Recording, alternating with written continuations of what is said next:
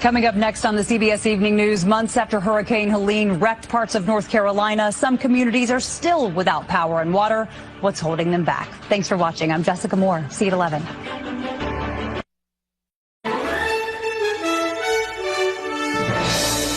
Tonight, assassinated. A top state lawmaker in Minnesota and her husband murdered, others shot. This was an act of targeted political violence.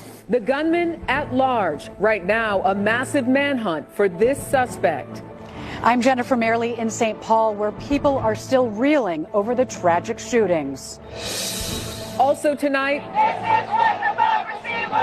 millions mobilized nationwide protesting the president's policies. I'm Allie Bauman in New York City. Protesters calling for a country with no kings are gathering in nearly 2,000 cities and towns in all 50 states. Show of force. The president, on his birthday, celebrates the Army with a massive parade. I'm Willie James Inman in Washington as President Trump gets the parade he's wanted for years.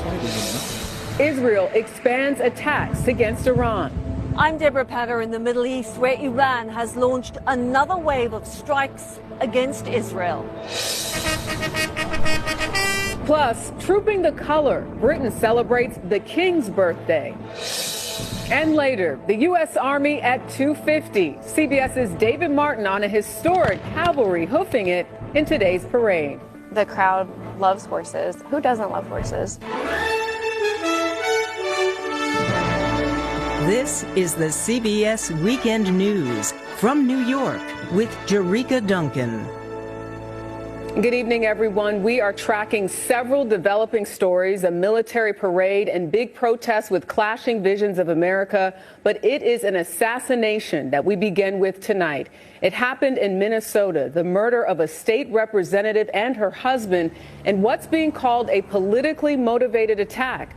Authorities say the gunman posed as a police officer and had a list of targets that included other politicians. Right now, the search is on for this man. He's identified as 57-year-old Vance Luther Bettler.